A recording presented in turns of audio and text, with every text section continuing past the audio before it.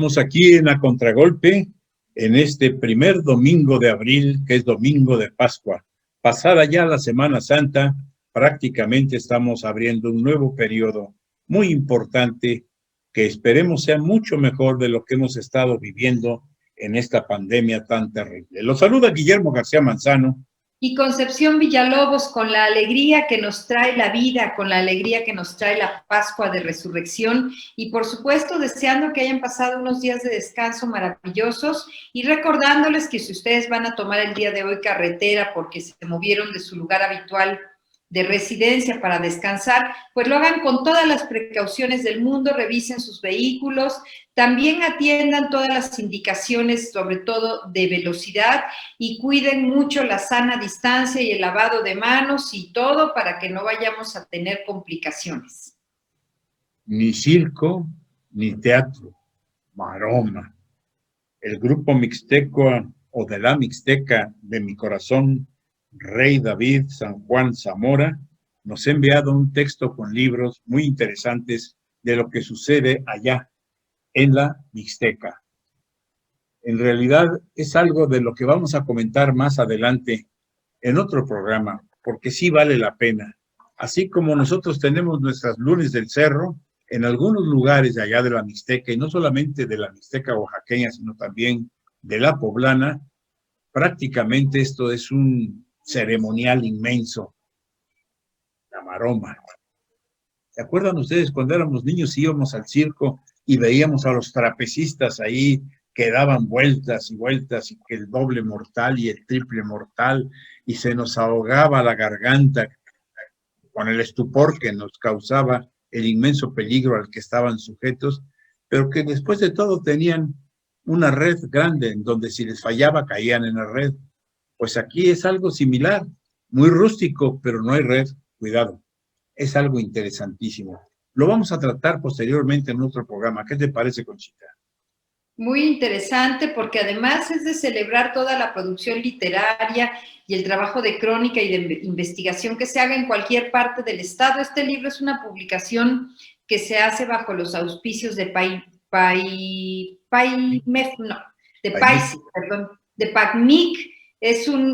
Son los auspicios de PACMIC y entonces son publicaciones que se cuidan mucho y que se revisan mucho antes de salir a la luz. Seguramente que va a ser un programa muy bonito. Y ahorita que usted decía de cuando veíamos en el circo a los trapecistas y a los equilibristas y todo, y que decía que había mucho susto, yo me doy cuenta que a mí no me daba susto, a mí me daban ganas de estar ahí arriba y yo decía, ¿cómo hace uno para subir y estar haciendo esas maromas arriba que siempre me han atraído muchísimo y que bueno, nunca me atreví a hacer, pero siempre pensaba yo, ¿por qué no estar ahí arriba dando esas marometas? Y sí lo intentaba, pero pues ya no, sí me caía algunas veces. Bienaventurada la inocencia, de veras. La inocencia.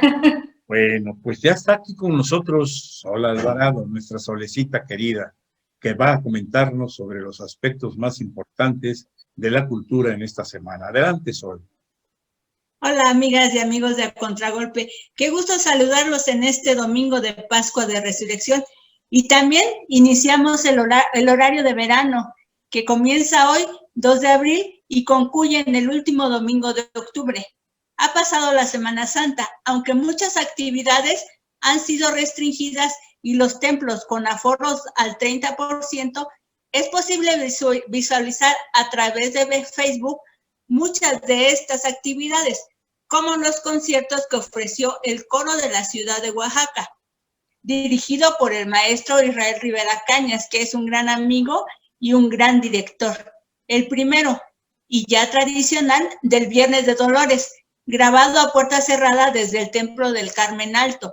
En esta gala se presentó también la maestra Rosario García Toledo con una selección de poemas del romancero de la Vía Dolorosa. Al piano nos acompañó el maestro Óscar Rafael Martínez García. El segundo concierto del Viernes Santo con la Orquesta Filarmónica de Oaxaca, en esta se presentaron piezas de Mozart y el Requiem de Gabriel Fauré. Estas actividades las puedes visualizar desde la página de Facebook del Coro de la Ciudad de Oaxaca y la de Cultura y Turismo Municipal. En esta misma línea, la Dirección de Turismo Municipal presentó una serie de actividades virtuales con motivo de la Semana Santa, entre las que destacan el desfile y la exposición de estandartes y relicarios del Santísimo Rosario de la Arquidiócesis de Antequera, Oaxaca, con piezas elaboradas en plata, alpaca, latón, con una antigüedad de más de 300 años.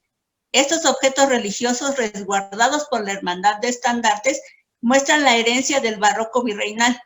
Se celebró también un concierto de música sacra de órgano en la Catedral Metropolitana, actividad a cargo de los institutos Maurice Ravel y el de órganos históricos de Oaxaca. Todas estas actividades están alojadas en la página de Facebook de Cultura y Turismo Municipal. Si no las vistes, esta es la ocasión para que puedas admirarlas. Y si te gusta este programa, lo puedes volver a escuchar desde el Facebook, YouTube e Instagram, donde nos encuentras como A Contragolpe Oaxaca. Agradecemos tu visita a nuestras redes sociales. Pasa por ahí y déjanos un me gusta o un comentario. Te escuchamos también en nuestro correo a contragolpe17@gmail.com. Y sí, es un gusto también lo de la maroma, el teatro y sobre todo el circo, pero a mí siempre me gustaron más los payasos. Me despido, un abrazo, quédate en casa y si tienes que salir, procura observar todas las medidas sanitarias. Sigámonos cuidándonos. Muchas gracias. Como desde luego hay gustos y en gustos se rompen géneros. A ti te encantaban los payasos. Hay niños, quiero cuando uno es niño también, a los que el payaso les da miedo, sobre todo ahora que hay series de televisión y películas en donde un payaso se convierte en un asesino. Hay muchos niños que no les gustan los payasos y hay muchos payasos que no les gustan los niños. Y entonces van más proyectados hacia los papás de los niños que hacia los niños. Y hay un payaso que además no solamente es payaso, sino es un hombre muy culto y que definitivamente arrasa políticamente con todo el mundo. Ustedes saben a quién me estoy refiriendo. Pero en fin, gracias, Solecito. Muy, muy buen comentario. ¿Verdad, Conchita? Sí, muchísimas gracias, Sol Alvarado, porque sí, todas son grandes sugerencias y podemos disfrutarlas en línea, que es una de las ventajas que tenemos de estos tiempos de confinamiento, que hemos aprendido a navegar en Internet y hemos aprendido a seleccionar materiales. Estuvo pasando en Canal 11 y si lo encuentran es muy recomendable este programa que se llamó Un Año Sin Toledo, y Un Mundo Sin Toledo, perdón, y de verdad qué recuento tan importante de las distintas etapas del maestro Toledo, de sus causas sociales, de las redes que tejió para apoyar gente y de lo que se le extraña todavía en el mundo, no solamente en Oaxaca. Entonces hay mucha información y mucho material que podemos disfrutar sin necesidad de los amontonamientos que todavía no están recomendados. En este mundo y en el trotar por él, pues me he encontrado con muchos artistas plásticos y algunos de ellos a los que sigo admirando y admiraré por toda la vida. Pero si hubo un hombre que me fascinó su forma de ser, porque era auténtico, no estaba por ningún concepto metido en ese snobismo que caracteriza a todo aquel que pierde el piso, pues es el maestro Toledo. No se me olvida cuando fuimos en A Contragolpe, tú y yo, Conchita, a buscar que nos dieran autorización por una portada de nuestra revista Contragolpe Letras. Y no se me olvida que estuvimos tocando puertas y todos los que estaban al lado de él, que no estaba presente, nos ponían 1000 peros. Pero un día, transitando por la calle de Alcalá, ahí cerca de donde está el Instituto de Artes Gráficos de Oaxaca, nos lo encontramos y le dijimos, maestro Toledo. Se volteó y nos vio y nos dijo, sí, oiga, fíjese que tenemos esta revista y queremos ver si la posibilidad de que nos permita usted, pues, una de sus pinturas para que la pongamos en la portada. Claro, no hay ningún problema, pongan la que quieran. Ese era Toledo. Sí. No había no, yo me acuerdo perfectamente que dijo, ¿y cómo se llama la revista? Y nosotros, A Contragolpe. Y así se nos quedó viendo y dijo, ¿qué nombre es ese? Maestro, así se llama. pongan lo que quieran, en realidad con una sencillez y con una simpatía que sí no se nos va, y además con una gran generosidad, Claro. porque para Contragolpe fue muy importante tener 2 portadas, me parece que tuvimos de Toledo, si no me equivoco. Y pues bueno, vamos a hacer nuestro siguiente corte, agradeciendo, por supuesto, las facilidades que La Mexicana nos da para transmitir este programa en el 570 de AM y en el 94.9 de FM. Si usted nos escucha en YouTube, en Spotify o nos escucha en Facebook, pues también les agradecemos mucho todos los comentarios que nos hacen y que ustedes compartan este material. Les queremos seguir invitando a que se queden en este programa. Recuerden que estamos aquí en A Contragolpe.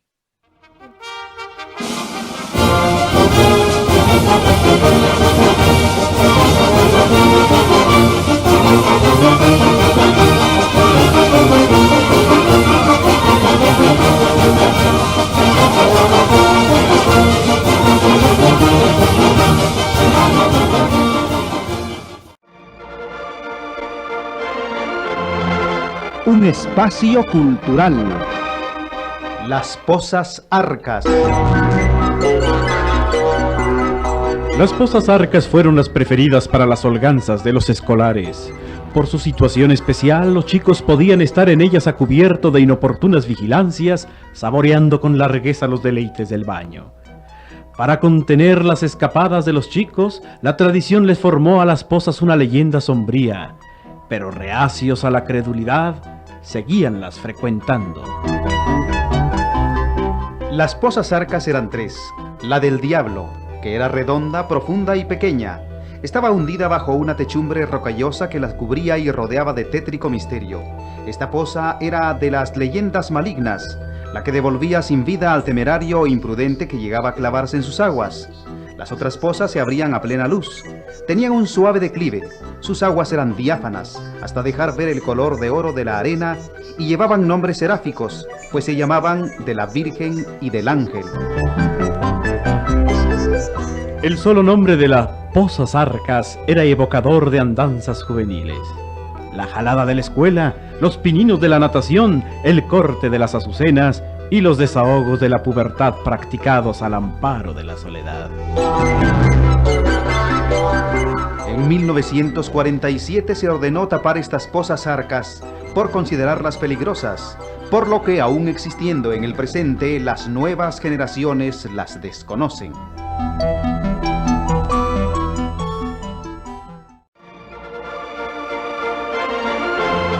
Un espacio cultural.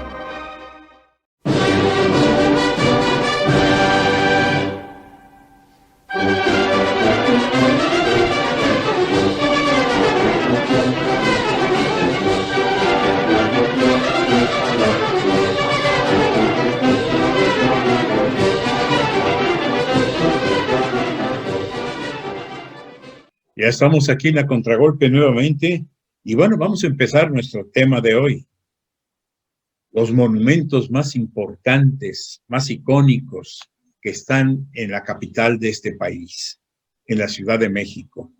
Y que bueno, representan no solamente la mexicanidad, sino también pues el arte con el cual fueron muchos de ellos construidos. ¿Qué te parece, Conchita, si empezamos con el hemiciclo a Juárez, allá en la Alameda Central de la misma Ciudad de México? Claro que sí, y además es un tema que nos permite, ahora sí que con los ojos cerrados, ir encontrando un recorrido por estos espacios físicos y también por espacios de la historia de nuestro país. Este hemiciclo a Juárez nos invita también a reflexionar en una palabra, porque se trata de un cenotafio, y un cenotafio es un monumento en el que es un monumento mortuorio o un homenaje post-mortem en el que no hay restos mortales, por eso se dice técnicamente que es un cenotafio, y fue construido a partir del año 1910 para celebrar el centenario de la independencia nacional. Y hay que destacar que es una construcción que fue ordenada por el mismo presidente de la República, don Porfirio Díaz, y fue ordenada a un arquitecto de nombre Guillermo Heredia, quien empieza a diseñar esta edificación de estilo neoclásico. A ver, Yo creo que es muy importante dos cosas antes de empezar a, pues, describirlo. Primero, que es raro, pero también habla de la dignidad y de la categoría que tenía el señor presidente de la República, don Benito Juárez, pero también su paisano, nuestro paisano, don Porfirio Díaz. Porque de nadie es desconocido que después de que era nuestro Porfirio, como le llamaba Juárez a el general, la verdad es que después hubo celos, malas interpretaciones, problemas que derivaron inclusive en un distanciamiento. Y derivaron inclusive pues en un desaire que le hizo el propio Benito Juárez a don Porfirio Díaz cuando entra triunfante a la Ciudad de México y es entregada a esta ciudad por el propio general Porfirio Díaz sin derramar una sola gota de sangre después de la terrible intervención francesa, e inclusive pues todo en orden y todo con un pueblo pletórico, con un pueblo emocionado de que había restituido pues la institucionalidad de México. Y don Benito Juárez lo mandó a un tercer carro. Es decir, había una comitiva de autos, me imagino que eran pues calandrias, y lo mandó hasta el tercer lugar, cosa que ahí empezó un distanciamiento muy grande. Esto podría pensarse que incluso para el héroe de las 1000 batallas que tuvo don Porfirio Díaz, pues hubiera sido algo especial de distanciamiento y de, una vez muerto Juárez, pues inclusive pudo haber hecho un vacío de esa figura y no lo hizo. Tan es así que cuando en 1906 se cumplía un siglo del nacimiento del gran Patricio Juárez, don Porfirio Díaz comenzó allá a ver la forma de rendirle un homenaje a través de un buen monumento. Creo que primero se habló acerca de una estatua. Esa estatua, que es la que ahora tenemos nosotros en el Cerro del Fortín de Zaragoza, también llamado Ejecatl, o también llamado Tanilao Nayalaoni, o Cerro de la Bella Vista, o Cerro de la Soledad, pero ahora es el Fortín. Ahí está la estatua que se supone iba a ser la que se iba a consagrar para don Benito Juárez. Sin embargo, más adelante, después de que se mandó a hacer en los talleres Aurora de la ciudad de Roma, allá en Italia, pues en el Inter hubo otras ideas y precisamente como tú dices, se le encomendó al arquitecto Guillermo Heredia la construcción de un hemiciclo y de un monumento no mortuorio, pero que fuera verdaderamente algo importantísimo. ¿Y en dónde colocarlo? Híjole, fue un problema. Pues se pensó en un sitio, luego se pensó en otro, etcétera, pero de repente dijeron en el mero corazón de la Ciudad de México, la Alameda en donde el lugar que ahora ocupa el hemiciclo estuvo un hermosísimo kiosco morisco que ahora se encuentra en la colonia Santa María la Ribera y que es hermoso, pero que lo tuvieron que deshacer y volverlo a construir para ponerlo allá en la colonia Santa María. Pero lo que sí es cierto es que también ahí se construyó el hemiciclo a Juárez, un monumento que habla de la grandeza del patricio y de la grandeza de Porfirio Díaz, que antes de sus sentimientos personales que pudo haberle inspirado algún acto de separación con Benito Juárez, él le rindió tributo al gran patricio mexicano, don Benito Juárez García. Claro, pero además por esta crónica que usted nos hace y por este relato que usted nos hace, pues también podemos identificar la dimensión humana de estos dos personajes, porque al final del día muchos historiadores se han centrado más que en el nivel de los estadistas y de los líderes, se han centrado en el nivel de los seres humanos que tuvieron sus momentos de discordia y sus momentos, pues como dijéramos ahora, de ego, ¿no? Ese ego que cuando se infla tanto, pues con una agujita nada más basta para desinflarlo, y a ellos eso les pasó, pues estaban midiendo quién era el más, y Porfirio Díaz tomó su distancia y tomó la distancia que necesitaba en el momento que necesitaba, y tuvo también, porque la vida le dio la oportunidad, a Juárez ya no le dio la oportunidad la vida, Juárez murió mucho antes, tuvo la oportunidad y tuvo la sensatez de ofrecer el homenaje que requería Benito Juárez, como no ha ocurrido tal vez con Porfirio Díaz, porque no hemos hecho un homenaje de esa dimensión a Porfirio Díaz en el país por el devenir histórico que todos conocemos. Fíjate que aquí hay algo muy importante. Si bien es cierto que Guillermo Heredia fue el constructor, pero fue el constructor de toda la parte ingenieril, pero toda la parte de belleza fue diseñada por otra persona, por un señor italiano llamado Alessandro Lazzarini, que fue el que pues prácticamente puso todo el diseño hermoso, las esculturas, que por cierto en la parte central, la columna central, ahí está don Benito Juárez prácticamente con dos mujeres, simbólicamente hablando, uno a la patria, que le está prácticamente reconociendo como su servidor y su reinstalador, y por otro lado, otra mujer que representa la justicia.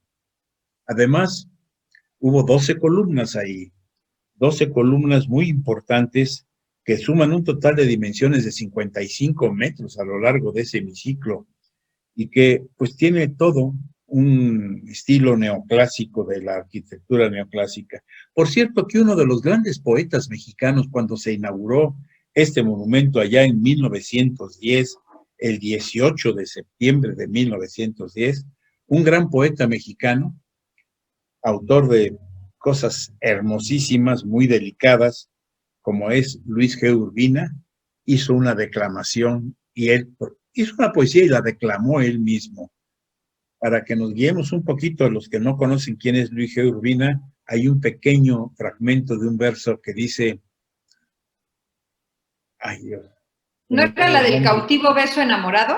De una mano. Suave que tenía la palidez de un oso. Y el palpitar de un ave en agonía. Y sucedió que un día el pobre beso, ya no me sé lo demás, pero está re bonita. Sí, pues sí. Sí, bueno, está bien bonita. Yo creo que hay que recomendarle a nuestro público que lo busquen, porque es un verso muy bonito que les va a gustar. Lean. Sí, sí, sí. Bueno, pues yo creo que tenemos que seguirnos adelante porque son muchos los monumentos.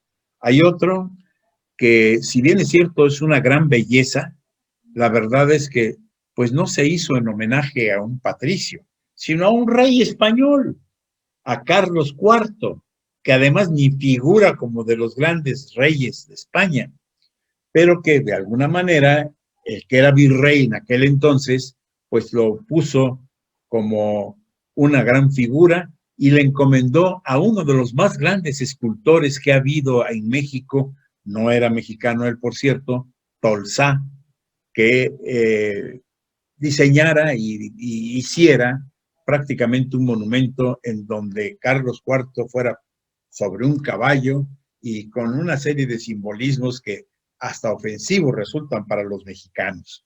Pero la verdad es que aquí volvemos a lo que son nuestros artistas mexicanos. Rufino Tamayo dijo que era el único monumento, la única escultura que valía la pena en todo México. Caray, muy terrible don Rufino Tamayo, pero la verdad es que el monumento es muy bello. Y ese caballito, como lo conocemos, pues estuvo en distintos lugares, entre otros ahí en el Paseo de la Reforma y Bucareli, frente a lo que era el edificio de la Lotería Nacional, partiendo prácticamente hacia Avenida Juárez, que va a dar hasta el Zócalo de la Ciudad de México. Ahí estuvo por muchos años. Y después de eso, pues lo movieron a distintos lugares hasta llegar a su ubicación actual, que es frente al Palacio de Minería, que por cierto fue un monumento muy lastimado por un ignorante restaurador. ¿Te acuerdas, Conchita?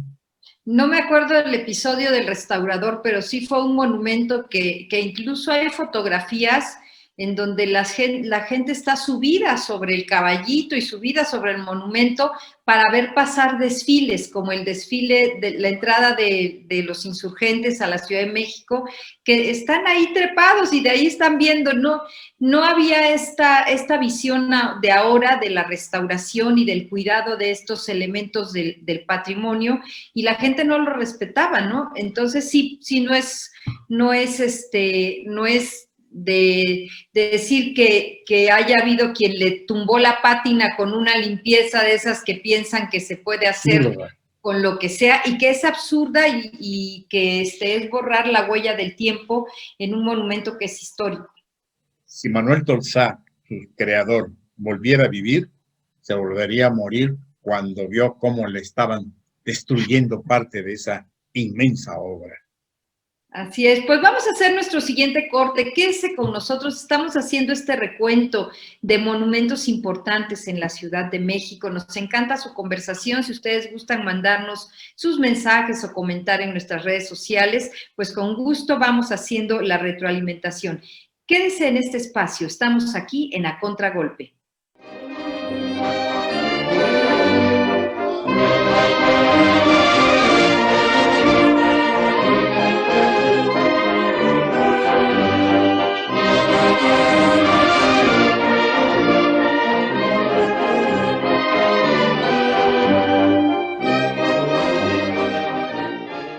Qué bueno que continúan aquí en este espacio de A Contragolpe. Es un gusto seguir haciendo este recorrido por los principales monumentos de la Ciudad de México. ¿Y qué tal si nos detenemos ahora en este tan conocido monumento del Paseo de la Reforma, ahí en la esquina de Río Tíber y Florencia, en la Colonia Juárez, que conocemos como el Monumento a la Independencia o la Columna de la Independencia? Claro, fíjate que es uno de los monumentos más importantes de México, definitivamente. No solamente por la sustancia histórica y por el homenaje a los héroes que nos dieron patria y libertad, sino también por la belleza, que por cierto no es tan original, porque si bien es cierto que pues fue diseñada y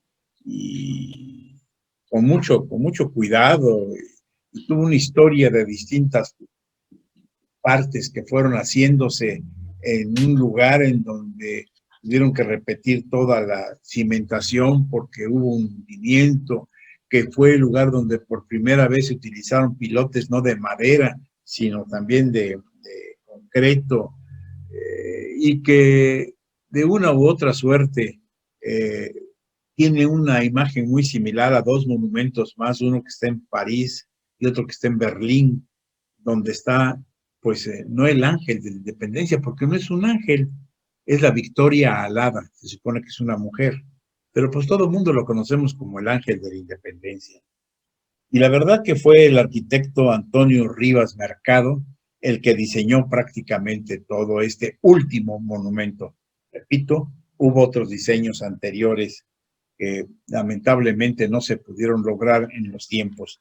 Pero también hay que atribuirle que este fue otro de los esfuerzos más que se hicieron en el Paseo de la Reforma, y que era para embellecer verdaderamente a la Ciudad de México, y para no solamente eso, sino engrandecerla y mostrarla al mundo a través del centenario de la Independencia Nacional, y que fue precisamente en un lugar que antes se conoció como el Paseo de la Emperatriz, que llevaba desde pues lo que era pues, el Palacio de Chapultepec hasta prácticamente el Palacio Nacional, pero que una vez que la Emperatriz dejó de serlo aquí en México, pues se le dieron otros nombres, que concluyó con los héroes de la Reforma, y entonces se establecieron una serie de imágenes a lo largo de toda la primera etapa que ahora conocemos, el Paseo de la Reforma, y que son pues monumentos con esculturas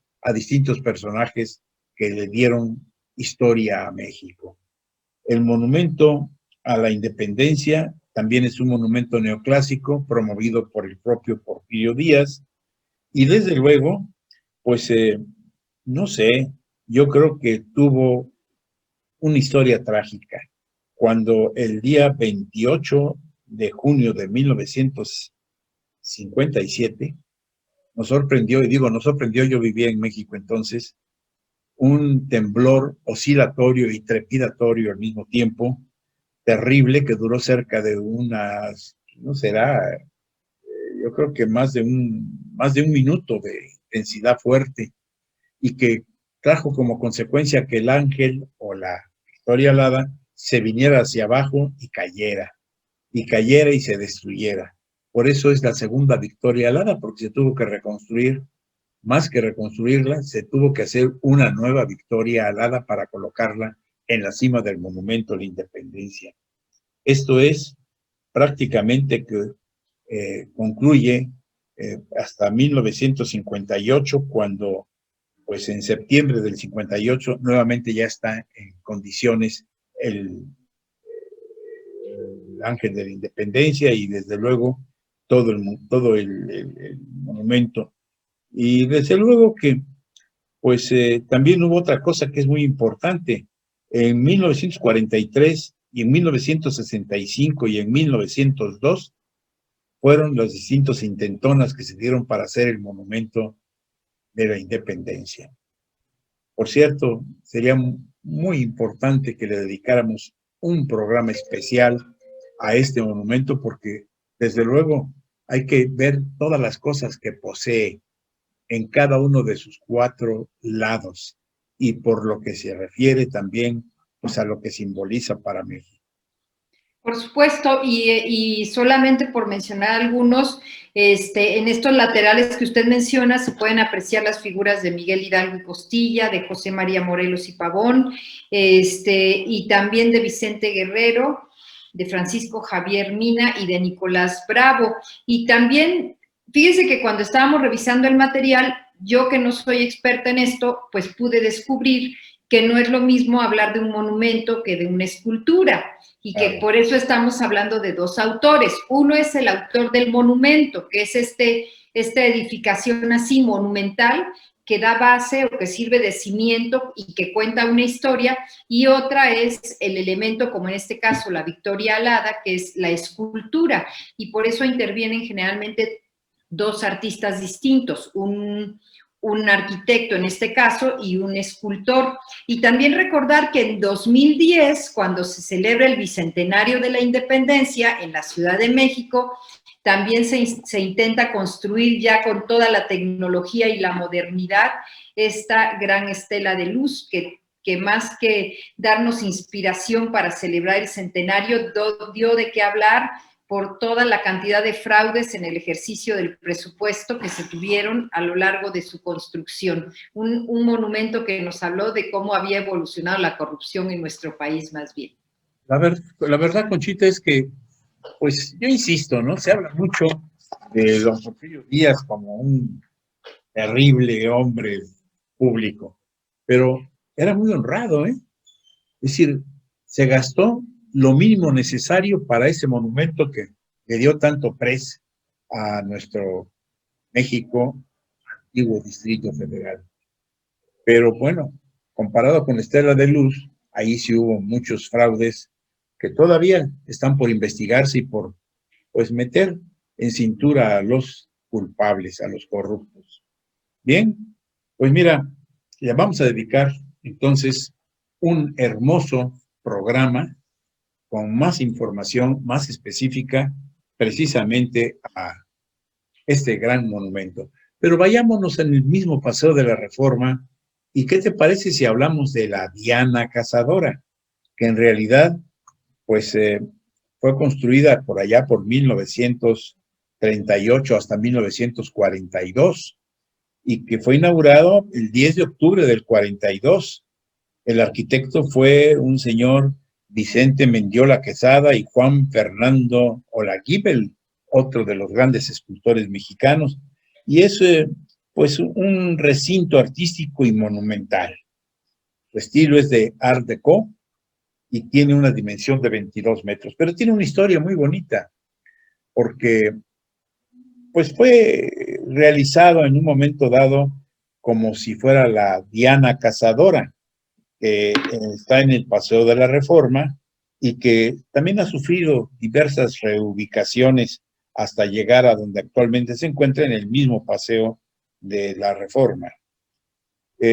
Yo creo que hubo aquí el entonces presidente de México, Manuel Ávila Camacho, quien ordenó que se hiciera, y a través de su regente, que en aquel entonces era Javier Rojo Gómez, pues se integraron a una dupla que ya dijimos quiénes son, Mendiola y Olaguibel, para que hicieran el monumento a Diana la Cazadora.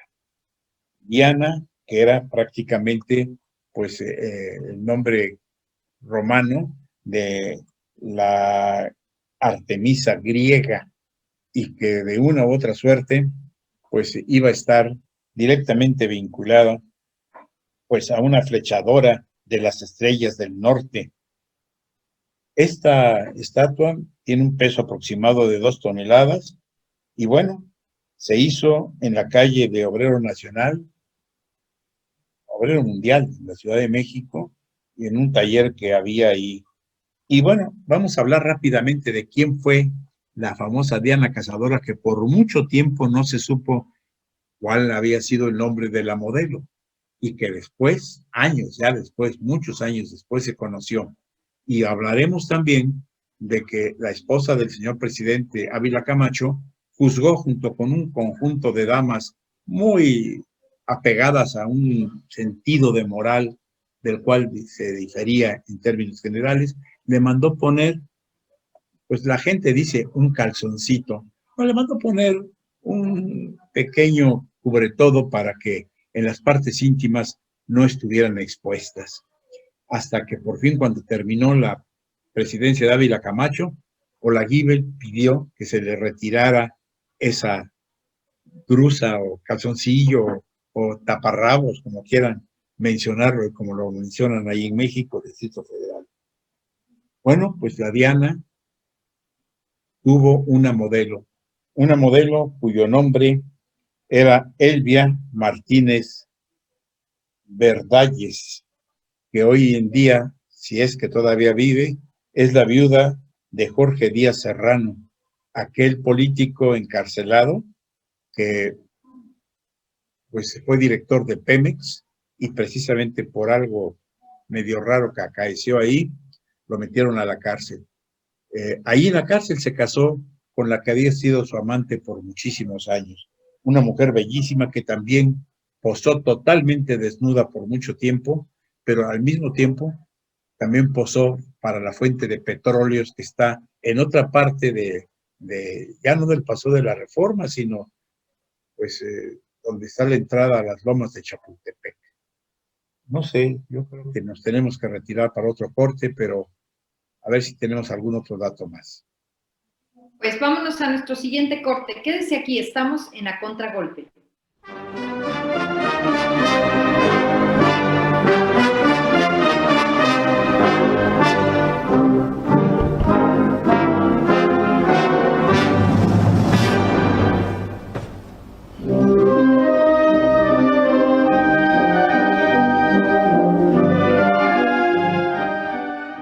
Qué bueno que continúan aquí en A Contragolpe. Hablamos hace un momento de esta fuente de la Diana Cazadora y por supuesto del personaje central que fue la joven Elvia Martínez Verdalles. Ella posó a los 16 años de edad para el escultor que le pidió que posara, pues evidentemente al tratarse de la escultura de la Diana tuvo que posar desnuda, y pidió también, por cuestiones de la época en que se vivía, el anonimato, que se guardó, como lo decía el licenciado, por mucho tiempo. Y es una historia que va desde la sociedad que dijo que no, que tenía que vestirse, y que va también y que pasa también por esta historia, digamos, de amor, porque ella se casa con este hombre que fue su pareja sentimental durante mucho tiempo, y al final, cuando están en momentos difíciles, pues ellos consuman un matrimonio.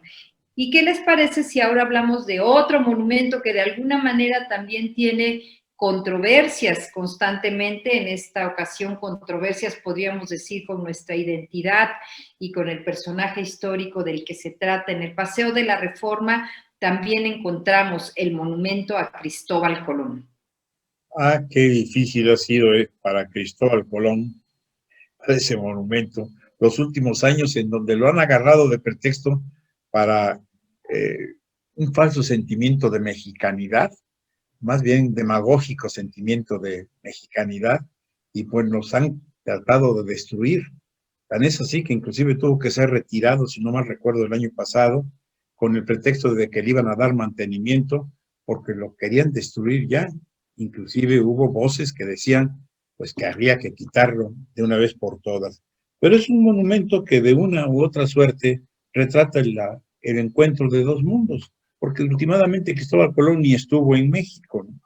Pero se supone que hace más de 500 años fue el descubridor de América, aunque también eso ya quedó superado por lo que hizo algún vikingo allá en la tierra de la vid, que era Vidlandia, como le llamaron, y que fueron muchísimos años antes que Cristóbal Colón, cuando el europeo pisó por primera vez, históricamente hablando, pues tierras americanas. Sí, y este monumento llega a nuestro país cuando el suegro de Maximiliano de Habsburgo, hace un rato hablábamos también de ese paseo de la emperatriz por donde se veía a Amalia Carlota recorrer el camino y pasear por la Ciudad de México. Bueno, su esposo Maximiliano recibe del rey Leopoldo I de Bélgica este regalo que era la escultura de Cristóbal Colón para que se pudiera edificar un monumento al personaje. El proyecto en aquel entonces sería encargado al arquitecto Ramón Rodríguez Aragoiti con esculturas de Manuel Vilar. Sin embargo, este proyecto, por los problemas que conocemos, por el fusilamiento de Maximiliano, pues fue postergado.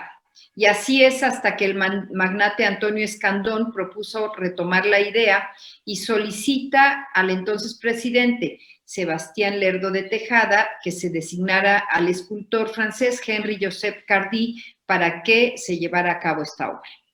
Y así es. Y bueno, también hay que tomar en consideración que pues fue inaugurado por el propio general Porfirio Díaz siendo presidente de la República. Y desde luego creo que también viste mucho a todo ese inmenso paseo de la Reforma. Oye, hay otro lugar que es icónico, a mí se me antoja muy importante. No sé su nombre, pero lo que sí sé es que a un lado del Zócalo de la Ciudad de México, frente a la Suprema Corte de Justicia de la Nación, hubo, o existe, mejor dicho, una serie de pues, esculturas monumentales sobre la referencia a los principales pobladores de lo que sería el Imperio Azteca. Es decir, aquellos que llegaron a un islote en donde, según la tradición y la mitología, pues iban a encontrar a una serpiente siendo devorada por un águila parada en un nopal. Y ese monumento es muy bello, porque tiene distintas escenas que son interesantes. Está un poco remetido, no está en una avenida hacia la mitad, como se acostumbra de un camellón, en fin, ¿no? Pero es muy bello. Y la verdad es que también tiene un símbolo, más que nada, de mexicanidad, de los orígenes del México, pues, actual, ¿no? Pues es que todos estos monumentos que hemos mencionado nos invitan a la reflexión histórica, a hacer este recorrido por la Ciudad de México. Así podríamos irnos 2 días a la Ciudad de México, a hacer este recorrido por los principales monumentos. Estos de los que hemos hablado tienen un gran valor artístico, pero lo más importante es el valor histórico que tenemos. Hace un momento hablábamos del monumento a Cristóbal Colón y cómo no nos hace reflexionar sobre nuestra identidad, sobre quiénes somos, sobre nuestro origen y sobre la importancia de que reconozcamos también nuestro pasado común y dejemos de luchar entre estos dos mundos que han dado sentido al presente que vivimos. Oye, pero qué interesante. La verdad es que se nos está yendo como agua este programa, porque tendremos que hablar de muchos monumentos más. Hay ese monumento a la raza, del cual encontraste algunos datos importantes, Conchita. Claro, y este monumento también habla del encuentro de dos mundos, y este encuentro que tenemos entre los fundadores de este país y entre los que llegaron. Se define como una pirámide falsa porque su construcción está sobrepuesta con 3 pirámides que dan aspectos muy interesantes a su edificación, pero en este monumento además sobresalen los lenguajes y los códigos de los pueblos originarios. En 1930 esta edificación dio comienzo con construcciones a cargo del arquitecto Jesús F. Contreras, y a pesar de que ya habían muchos testimonios arqueológicos en la ciudad de restos de la Gran Tenochtitlan, pues se hace este monumento para recordarnos nuestro antecedente en el pueblo mexica, en el pueblo azteca, y representado en él, por supuesto, en todos los pueblos que somos. Fíjate que es un monumento que pues es muy simbólico. En realidad no tiene la estética de otros que hemos descrito en esta ocasión, pero de alguna manera, como tú bien lo defines, pues se está refiriendo lo importante que es irnos a nuestras raíces, a nuestro origen. Y bueno, si así hablamos de eso, hay un monumento que es maravilloso, que es precioso, que es una joya y que tiene también muchas leyendas.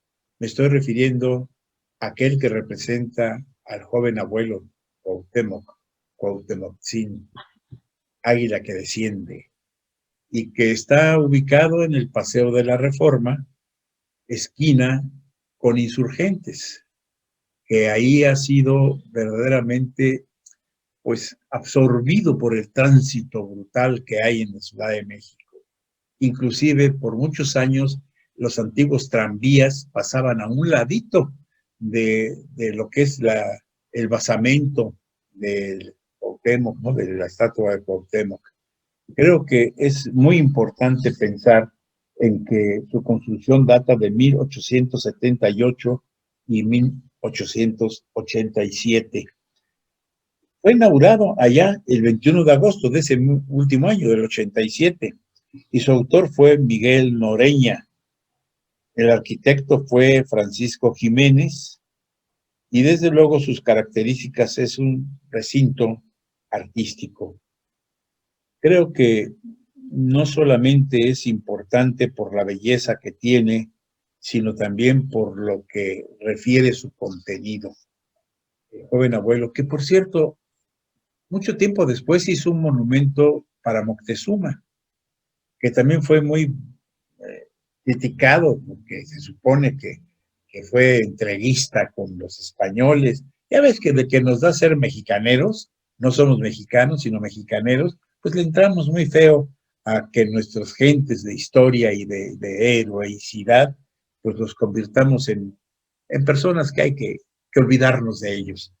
Pero bueno, ese monumento también está o estuvo en la parte nueva del monumento del Paso de la Reforma, allá cerca de lo que es, pues no sé, creo que a un lado está la Lagunilla y algunos otros lugares cercanos al Paso de la Reforma.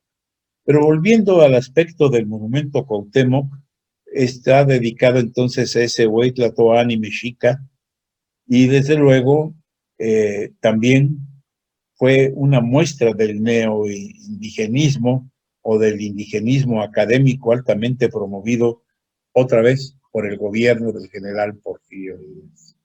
Caray, creo que se dedicó a embellecer, entre otras cosas, embellecer pues algunas partes de la Ciudad de México. ¿Qué nos podías hablar tú acerca de este monumento tan hermoso? Sí, pensar que Cuauhtémoc fue el último de los tlatoanis mexicas, y con él se cierra un periodo muy importante, que fue un personaje valiente, porque se rebeló a lo que ya era algo consumado, que era el dominio español, y que además también cuando decimos Cuauhtémoc no nos referimos a un águila que cae, sino a un águila que desciende, y cuando el águila desciende está de cacería, cuando el águila desciende va a atacar. Por eso tendríamos que hacer nuestro orgullo más grandes y dejarnos de ver como los vencidos, porque hubieron personajes como Cuauhtémoc que levantaron la cara y dieron una batalla muy digna. Y también lo que usted decía sobre Porfirio Díaz es muy importante que hagamos, que veamos cómo Porfirio Díaz se ocupó de contar la historia, se ocupó de nutrir nuestra identidad, de darnos un rostro propio ante el mundo, pero también de un rostro propio hacia nuestras generaciones posteriores. Y ahí todavía vemos su mano, ¿no? Queriendo hacer esta ciudad una ciudad magnífica que contara su historia a través de magníficos monumentos, porque muchos de estos monumentos que hemos revisado aquí fueron levantados en pie y fueron dirigidos por la política pública del propio Porfirio Díaz. Entonces, fíjese cómo da la vuelta y volvemos a caer a otro de las grandes decisiones de don Porfirio. Y aunque ya se nos acabó el tiempo, creo que vale la pena decir que hay otro monumento muy grande, que fue inconclusa obra de lo que iba a ser el Palacio Legislativo de México. Es el Monumento a la Revolución, que también promovió para su centenario don Porfirio Díaz. Ahí está, pues que se nos queden las ganas de revisar la Ciudad de México desde sus monumentos y así acabamos el día de hoy a contragolpe, no sin antes agradecerles muchísimo su presencia, agradecer a La Mexicana por las facilidades que nos da para transmitir este espacio a través del 570 de AM y del 94.9 de FM, agradecer por supuesto a ustedes el favor de su atención a través de Spotify, de YouTube o a través de Facebook y gracias por compartir y comentar, agradecer a Eder San Germán por la edición de este programa, gracias Soledad Alvarado Juárez por su agenda cultural. Gracias, Obeida Toledo, por su manejo en las redes sociales, pero sobre todo gracias a ustedes por el favor de su atención. No nos resta más que recordarles que la semana empieza en domingo y en domingo vamos a contragolpe. Y el próximo domingo esperarlos para que estén con nosotros aquí en A Contragolpe, donde llegaremos hasta sus hogares con un nuevo mensaje más de cultura. Hasta entonces, Concepción Villalobos y Guillermo García Manzano les decimos muchas gracias.